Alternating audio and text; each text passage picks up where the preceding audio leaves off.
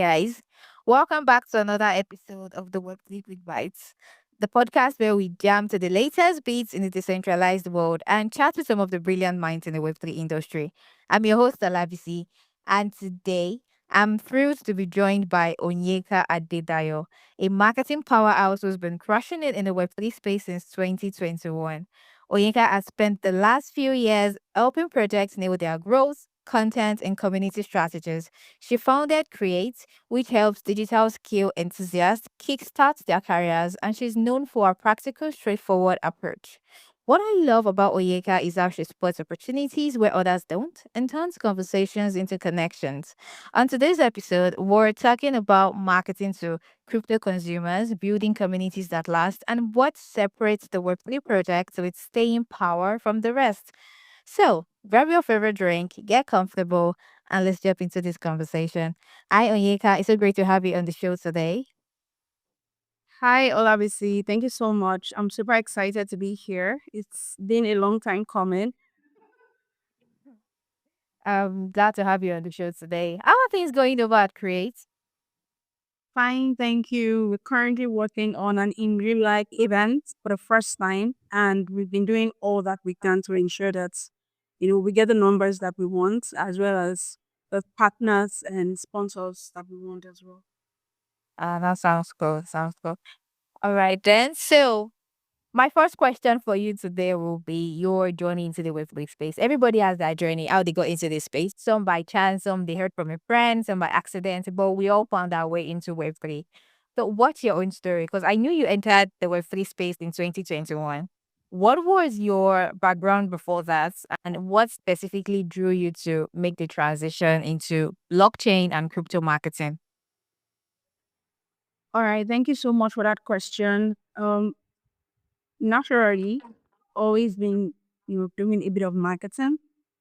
And even when I wasn't doing this in the professional way, I was always helping after my parents' business. And over time, I just grew on me being in an environment where you're constantly selling, constantly thinking of how to appeal to customers, how to craft message that works. My parents sold in the popular Lagos Island markets, and they had two different stores targeting like two different people. My mom was catering to the ladies, and then my dad was catering to the male people. And it was quite funny because even though it's like, okay, male and female, they each had their audience. So on my mom's side, she was catering to like ladies from the eastern part, who were interested in these materials, brows, and then on my dad's side, he was selling materials to the northern men, right? We were interested in like sewing sanitors. This there's this material. I don't remember the name right now, but they called it like cotton material at the time. So that exposed me to like marketing early on. And then I took that into like a professional side and decided to learn digital marketing. But in terms of like how I got into the Web3 ecosystem, I wanted to find an alternative way of saving, right? That particular year, dollar had increased from what I knew it to be at the start of the year. So at the start of the year, it was saying maybe around, now just paraphrasing, I'll say around $500 or 500 naira per dollar. And by the end of the year, what we're seeing was dollar tilting towards say maybe 600 naira to $1 or 800 naira to $1. And that just limits me up because I felt like, okay, if I was saving in dollars, it was more beneficial to me than saving in naira. And I really wanted to capitalize on that. So I called up a friend, I asked questions, how can I save in dollars? And she said, just save in Bitcoin. That was my first experience with crypto assets. I bought Bitcoin on Binance at the time. It wasn't banned then, you know. It was very easy to do. Mm, In less than 3 months, I had made like around 38,000 naira extra on my 50K original investment. So I thought it was a very cool experience for me. I felt like I had found a to making money, me more into the ecosystem. So you can say that, okay, yeah, I came for the money, But eventually, I got to learn about the tech because um my marketing experience sort of got the best of me. We came into the space and I wanted to be in marketing. I started off with content creation, went on to do other different aspects of marketing in the ecosystem, and that's how it stayed. So yeah, that's my story. That's quite an interesting story. I can't help but notice some similarities in our story because mine too was hearing about Bitcoin. But in your own case, I didn't follow through because it sounded too good to be true. So I said, no, I don't want to have, I don't want to be a part of it. Because what do you mean that I use real money to buy digital currency and then I'm making real money back? It was just so fun. Maybe if the person had taken their time to explain to me better, I would have probably been at OG in this space and made enough money to retire my bloodline. But at the time, I just said I don't want to be a part of it. So our journey would have quite a bit of similarities because for me too, I started as a content writer, the finally before moving to marketing full time. So that's quite an interesting experience, especially with your background, with your parents, learning from them and all that. Marketing can literally be found everywhere, and having a shop in Lagos Island where that's like core marketing is really. So yeah, it's really interesting. Thanks for sharing that with us. So we'll move on to we'll move on to your, should I say, your niche, consumer crypto marketing. How has how has marketing to crypto consumers evolved since you entered the space in 2021? I mean, what approaches will you say worked then that you would totally avoid now? So I want to start off with saying hype marketing, but I feel like everybody has said that already.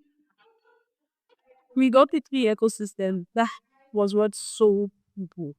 You know, the future expectation of financial independence or better day, it really sold people. And a lot of companies try to capitalize on what when selling, right? There was also at some point I remember that monetizing customer interaction actually became a very integral part of marketing, consumer crypto marketing, where projects like Gax came on the scene and sold you that okay, you could reward users for using your platform, you could incentivize certain activities, and everybody started to use that approach. These two things were so prominent then, but right now they're not so much. They're not so much so, and I'll just explain. We've come to a point in the crypto ecosystem where people are understanding that beyond just hype, this thing has to solve a problem for me, right? We've been in the bearish markets for the longest time, like from 2021 up until now. Yeah, we've tasted a bit of the bull markets, but a lot of market events, a lot of activities keep making the market range, right? So people have been forced to move away from thinking, okay, how can I make the next quick gain to how can I get the benefits, of this platform that I'm utilizing? And that is something that a lot of people have been awakened to. Another thing that I would say people are now more able to is that beyond incentivizing consumer interaction, you have to build a community first brand. You have to build utility in such a way that it's highly community focused. If you look at some of the most successful projects happening right now, they are really utilizing communities, right? If you look at Zans wallets, I did a case study on wallets, and it just one thing that is so striking about Phantom is they were so keen on their messaging, ensuring that they felt like your best friend. They were solving a problem. So they had a product that was working. They combined that with branding that made a lot of sense to the kind of audience that they wanted to target. And to top that off, they really created an engaged community. Yes, you get incentivized for using Phantom because that's like one of the go-to wallets for the Solana ecosystem. But beyond that, there's so many benefits that you gain. I've used Phantom personally, and I can tell you that oh, there are times I wake up to top news in my wallet. It's so amazing. I have a Phantom wallet, I have a Soulflare wallet, and sometimes I just to open my Phantom wallet and then I see tokens that have been airdropped to me just to hold these Sopanas, my Phantom wallet for a particular duration, right? I don't see something like that on Soulflare. Maybe it happens, but I've never experienced it, right? So just using myself as an example, a consumer interacting with a product. consumer crypto products and getting benefits, not just for using the application, but also for being a part of the ecosystem. So that is like to me a big flex and something that I would say every project really needs to look out for right now. People are no longer interested in hype.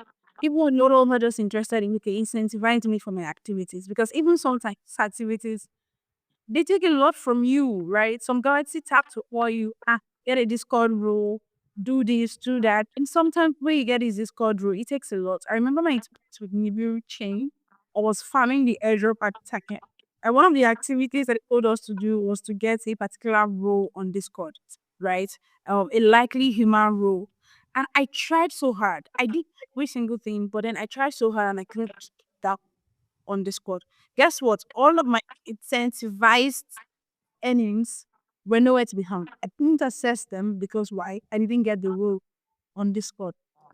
I think that people would genuinely want to move from a system like that and start utilizing forms that are actually solving a problem and then rewarding you for being a part of the ecosystem, using the product in a way that you want to, not in a way that you are forced to, right? And then enjoying that feeling of belonging to something. Right. Phantom really gets it. And I think it's such a good case study. Another project that I've seen, I'm trying to remember the name of this brand. So this particular project is so new. It's so funny when you look at it, but then they sell new things and then they do it in such a way that you can buy it as crypto. Right. I know they're very heavy in the bearer chain ecosystem, but I can't remember the name, right? Something like that. Imagine trading crypto to get news or attending a crypto conference, seeing a pop up where you can get new art. You like it's so feminine and it's useful because almost a lot of ladies use news, right? Combining that with the Web3 ecosystem, making transparent and then making people feel like they belong to something. I think that is the future of crypto. That's the future of consumer crypto marketing. Thanks for giving us an insight into this some of these projects that have stolen your heart away, especially Phantom. You mentioned Phantom quite a lot there. And one thing I would also like to add is that either in the early stages, yeah, hype marketing might have worked for a couple of projects really, because yeah, the hype, airdrop, and stuff. But now I'm seeing more and more people, maybe thanks to the bearish market, more and more people are looking for projects with long term sustainability and not just for something that is pump and dump, like I like to call it. So yeah, I would say things have really shifted, just like you said, and projects that really gets it. They understand that putting their consumer first, putting their audience first will get them there faster. They will have more long term stay in this industry because the market is volatile. Things move really fast here. It's only people that really gets it that takes their time to understanding what the consumer wants, what their audience wants. They're the ones that are going to have that longevity in this industry. Things have really evolved, and those who are still sticking to the high based marketing, I'm sorry for them. It's not going to last. It's not going to last because people are only going to be there just to take whatever incentives you have to offer them, and they're gone. They're gone on to the next thing. And so, where does that leave you? Leaves you with nothing. So, thanks for that. I completely agree with all the points you gave. Fair and valid points. Let's move on. Yeah. Let's move on to the educational challenges that we face in Web3. You will agree with me that Web3 is complex. It has technical complexity that surrounds it. It surrounds it like a shield. But given the technical complexity of Web3, what strategies have you found most effective for making concepts accessible to mainstream audiences without oversimplifying? First thing I'm going to say is content marketing, right? Like right now, not in the traditional sense of it, like using blogs, right? But doing content marketing via different channels, like maybe podcasts, video content, and then also blogs, is very useful. Why? Because audiences in Web3, they have like different tastes or different preferences when they want to learn about something.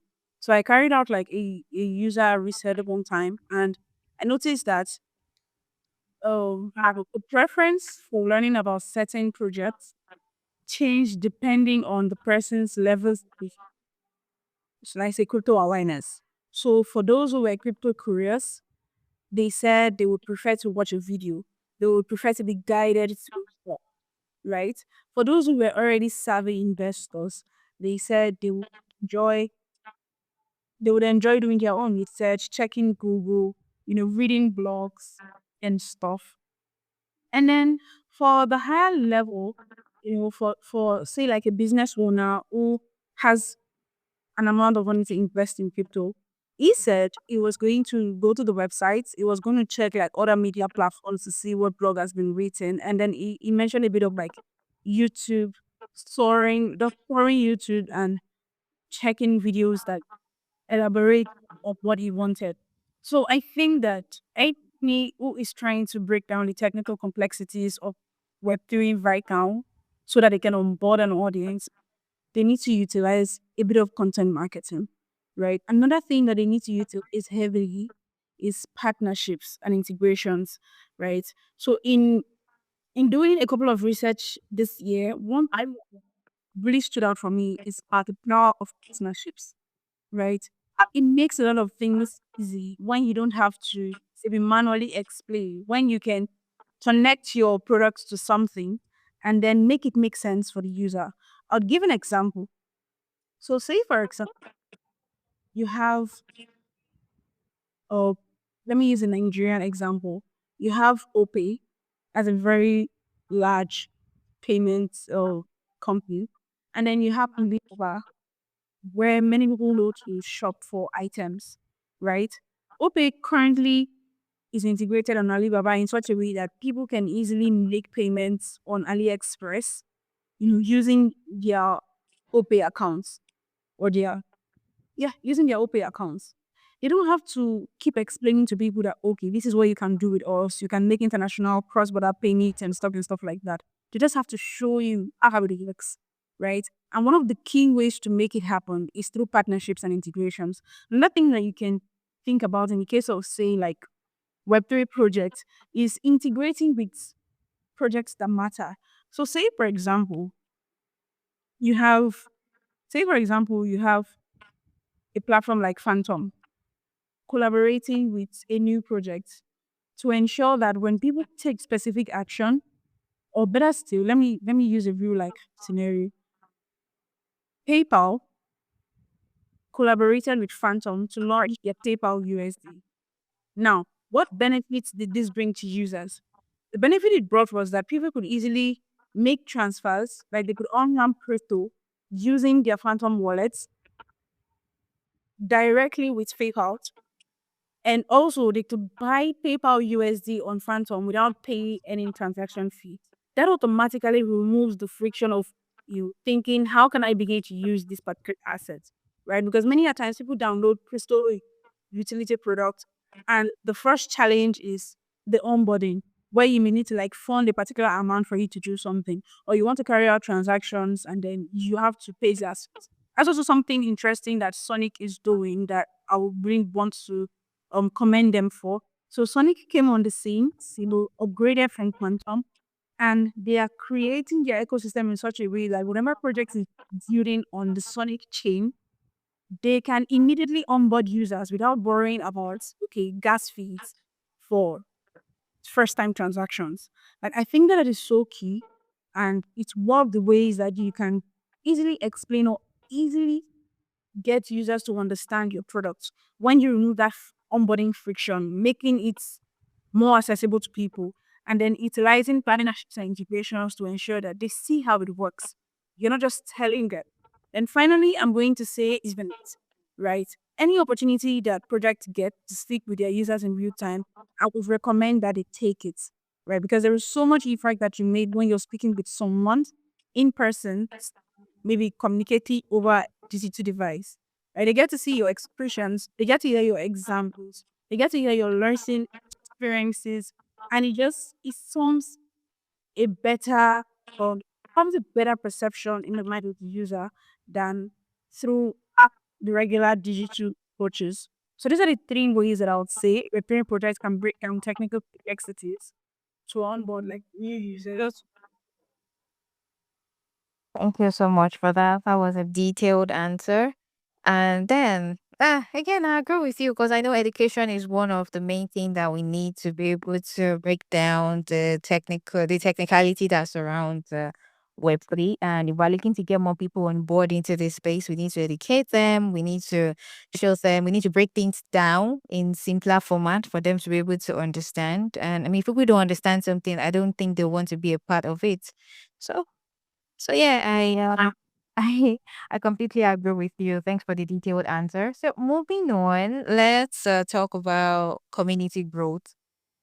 Community, it's the lifeblood of Web3. It's theme central to Web3 projects.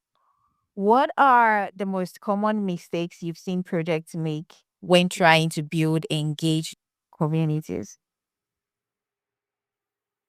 All right. The first one is incentivizing at the beginner level. So just incentivizing at the beginner level without considering the outcome, for the product. Or better still, let me say those projects who want to build an engaged audience and they start off first with an airdrop, you're not going to win. Because at that beginner level, or at the beginning phase, you want to have solid evangelists, people who believe in your projects, people who are there because they like what you're building and they want to be a part of it. Not people who they just want to gain something and then leave your ecosystem or leave your community. Right. So if you start off thinking, oh, let me just incentivize this at this level, way to feel. Do largely organic things. And if you're going to incentivize anything, make sure that you really ensure that your pipeline is strong enough to retain them.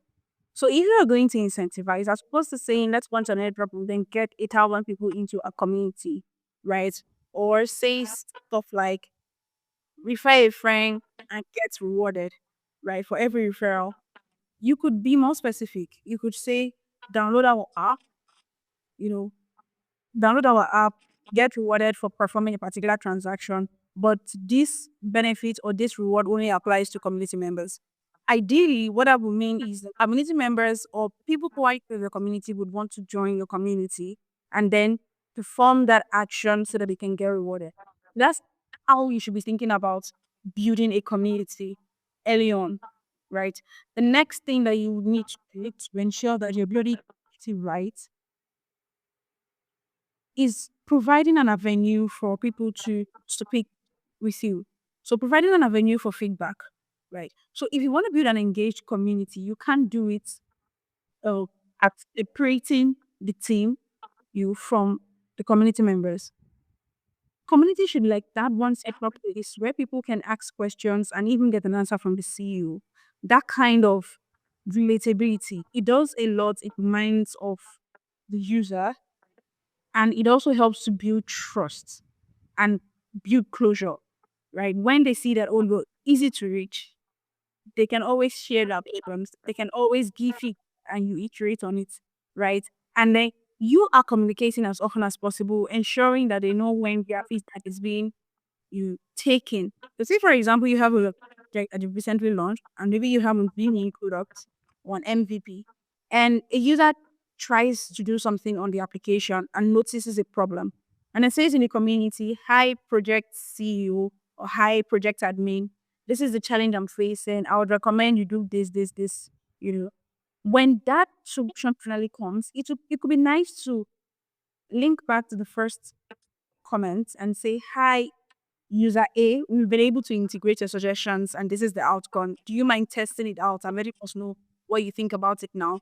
So it's just you going a little extra, but then it does a lot for your project and helps to build an engaged community. So if you want to build your community, avoid the mistake of listening at the beginner phase and also avoid the mistake of separating the team from the community members.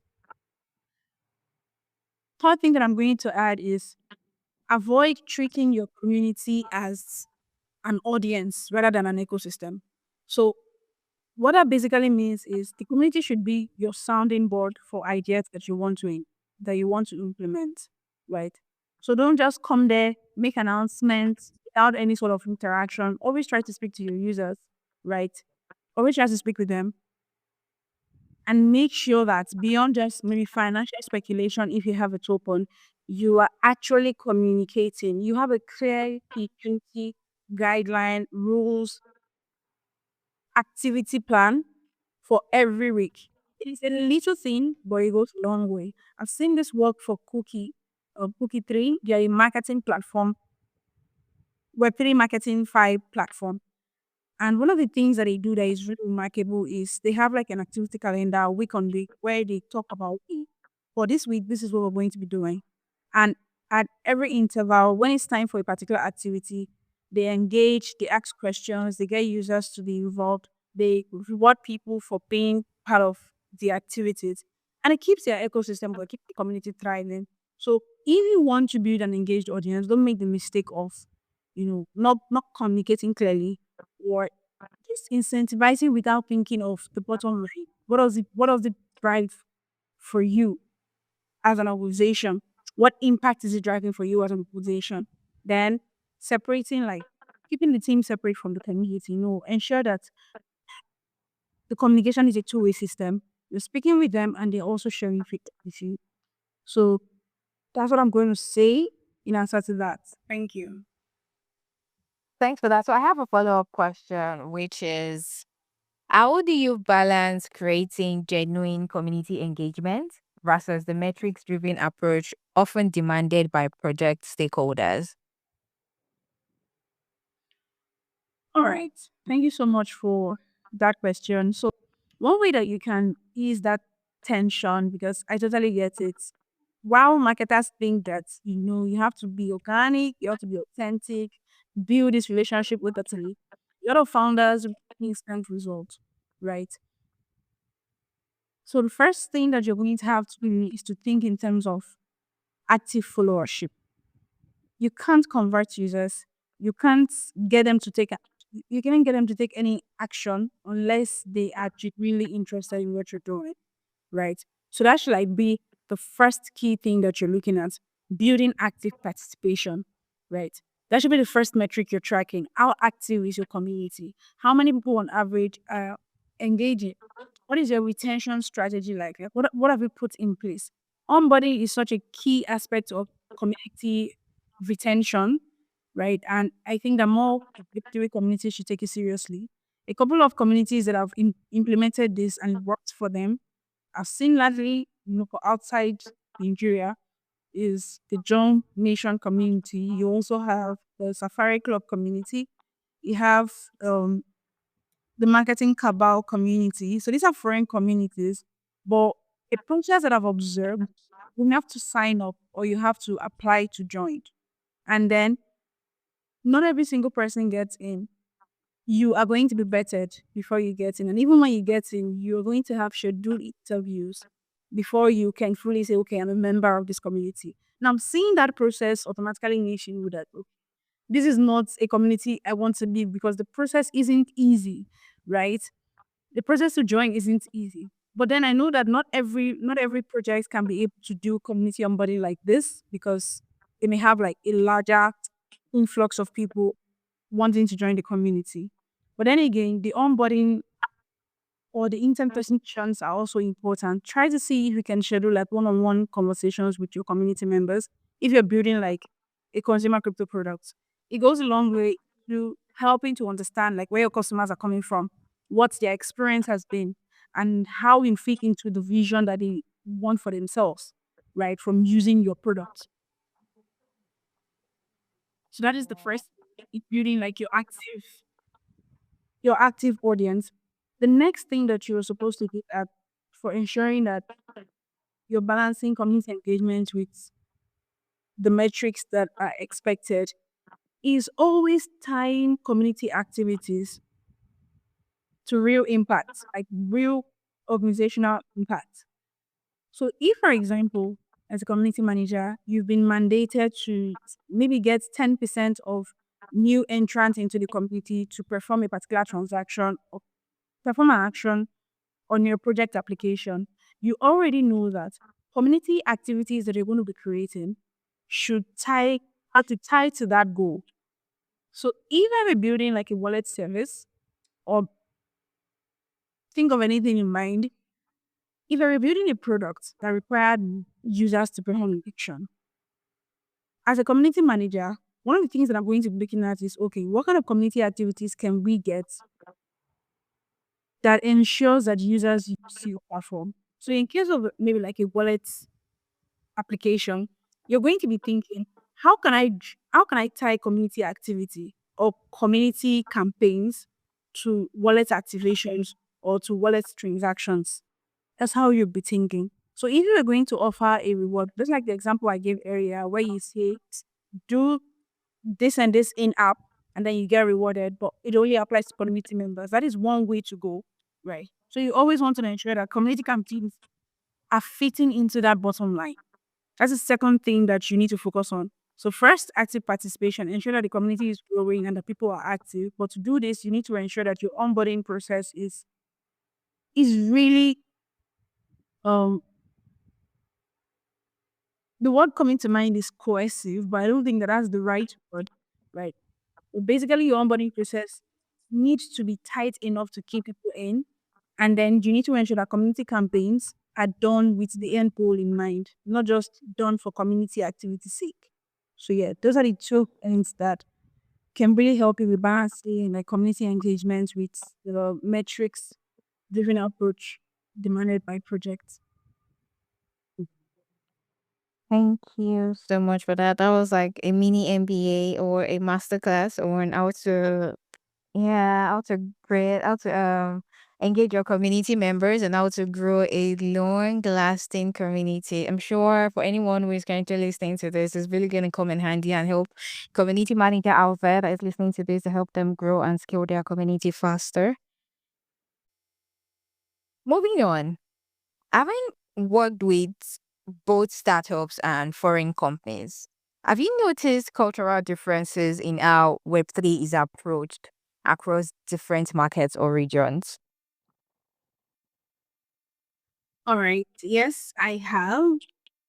Uh, internally and also like externally. So internally, let me talk about like team. So one thing that I've noticed, I've worked with a local exchange platform, and I've also worked with a payment infrastructure company, based off based in the UK. And what I noticed was in the local company, the focus was on get users, get users, get users.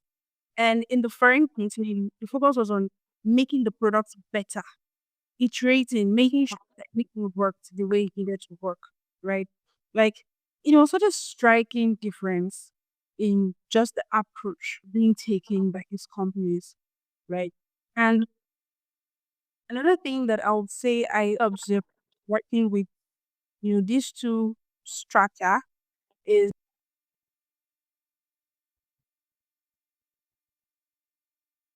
can you still hear me? All right, thank you. Another thing that I observed is how over here in the local organization, one of the things that you'd always hear being stressed is the financial implication, both on the user side and then on the product side. So you'd always hear things like, okay, we need to hit this target number of users so that we can begin to make profit and stuff and stuff and stuff. Or we need to cut down spend. We're not it's too expensive. We need to cut down spend and stuff like that. But outside was entirely different. It's all about the tech. Okay, how can we automate these processes to ensure that people are getting what they want out of the technology, right? And you also see that they were not just looking at, okay, the number of users who are going to, they were looking at, okay, the kind of people that we're going to serve, the kind of areas where this is a good solution for them, right? And I think that it's so important that we say this, that maybe these approaches or these differences stem from the background, the experience. Because over here in Nigeria, we face a lot of workers who want to integrate a particular API. get told that, oh, it's not available to the Nigerian markets, or you receive pricing that is really exorbitant, not even considering your region. So maybe we can, let's say, experiences feed into that culture preference, right? But ideally, one thing that we can pick from the Western companies is how much they are interested in the user experience, how much they are interested in who they want to serve, making sure that their product work, right? And iterating based on customer feedback.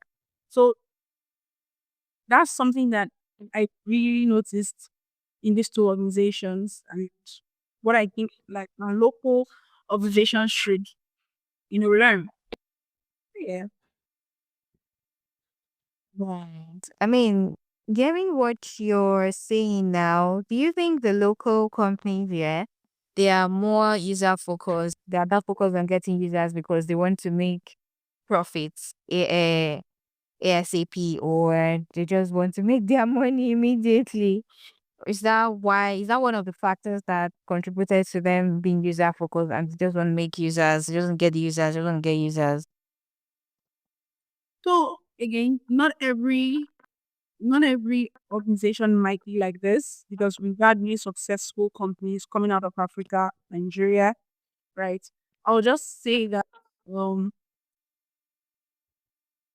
I'm speaking from my experience, okay? But overall, it could be one of the reasons why some startups don't scale. If you want to scale as a startup, there's a saying that I really love, that the startup game is won largely by those who are consistent than those who move fast, right? Because always wanting to move fast, you get that milestone immediately and stuff like that. Sometimes even give you what you want. It can kill you before you even start.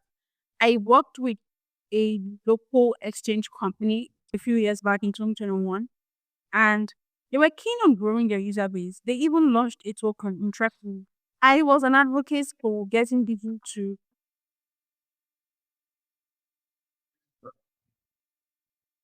I was an advocate for getting people to buy the exchange token. And at some point, I think I even got up to 10 to 20 people, to buy that particular exchange token. But the trying for new users, new users, new users, it kept them going, one campaign after the other. At some point, they launched a campaign where they said, invite someone to download our app, sign up, verify, and win $25. In less than 24 hours, they had over 100,000 people who took action. The server crashed, didn't have enough capacity to handle the traffic. And that was the end of that project. They never can come back from that. So it's so funny, but it's a perfect example of the damages that maybe always wanting that influx of users can cause. Right. And another thing that I would say is, when you're focusing just on acquiring users, a lot of times they miss the most integral parts, customer retention. So you see so many people optimizing for user acquisition, but they're not optimizing for user retention. And user retention takes time. But you have a project interested in growing their user base, they launch so many campaigns, they get people into, their ecosystem, download their product, their application, or sign up on their project.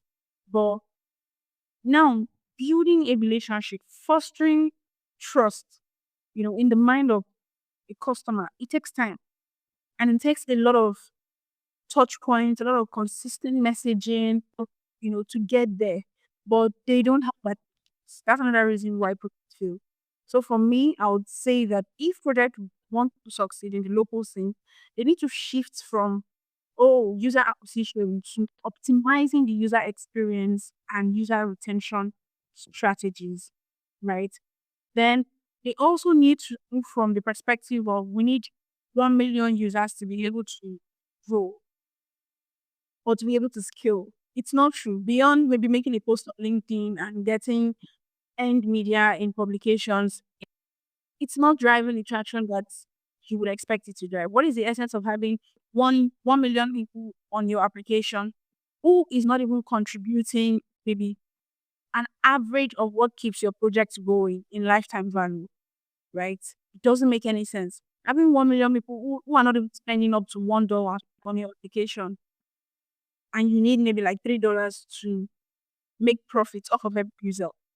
It's not, it will take a long time for you to actually get like what you want out of that product. But if you have like 6,000 people who are consistently doing an average of maybe $10,000 lifetime value, you would see more results.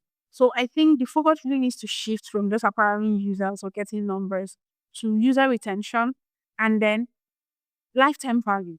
How much are you able to make? How much of your profit is dependent on one user? I hope that makes sense. Oh yeah, it makes perfect sense. It makes perfect sense. Now I totally understand why not just focusing solely on users, the damage it does, and why you should diversify your your goals, especially in this space. So yeah, really does make perfect sense. Thanks for sharing that. Now this is we're in the bearish market. There's the market downturn. Everywhere, everybody's complaining except for a few projects that are actually scaling. Or beyond um how do I say this? What common characteristics have you observed in Web3 projects that survived the market downturn versus those that didn't make it? All right. Is utility. If a product is useful, whether the market is bearish or bullish, it would be useful, right? And that's the case with Phantom Wallet. It doesn't matter how the ecosystem or how the market moves, right? Or maybe not to use only Phantom as an example. That's an Wapcast, Fakasta, right? Uh-huh. Whether the market is ranging, it's not your problem. It's a decentralized social network. Everybody is there engaging, building real relationships beyond just like, okay, posting on a social platform. So there is that. If your product is valuable, and you would definitely see people coming back to use your product. You'd have returning customer, right? So you need to just make sure that you have utility. It's so important. And you should be solving a real problem, right? Not trying to solve a problem and not even doing it well. I see that with a couple of projects. No, if you're going to solve a problem, solve it to the T. That's one. The next is communities, engaged community. Remember, I talked about partnerships and integrations, right? One of the things that I've seen really blow up this period, like this bearish market season, are in real life events, and whether in real life or even on chain, online, people are coming together, collaborating with different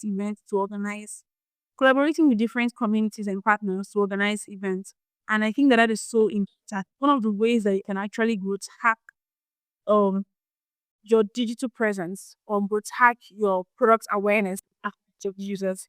So the more that you're speaking to people, the more that you're putting together then where listeners can come learn about your product, hear you speak, hear you explain your vision. It's really, really important. That's something else like products or project to have survived the bear market did. Right. Then finally adaptability. Always iterating. Every single time we open Fakasta or Webcast, the right word is Webcast. Every time that you go to Webcast, you would often see that when there is a new version of the application, you are you are told to restart your device. And when you restart, you see what is recently added, right? So far, they've added a wallet store. They've also made an update to ensure that people who belong in certain communities are invited to join, not just random people joining communities. So that community rewards are evenly distributed to those who are contributing valuably, right? How did they get there?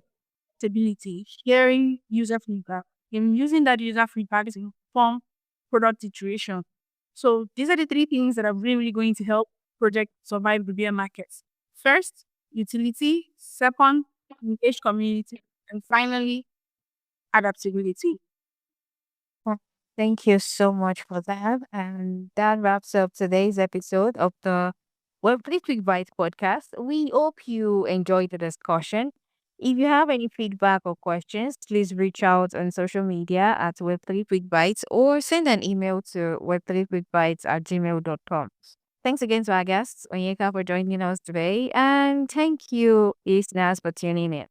We'll be back next week with more exciting content, so be sure to subscribe and tune in. Bye.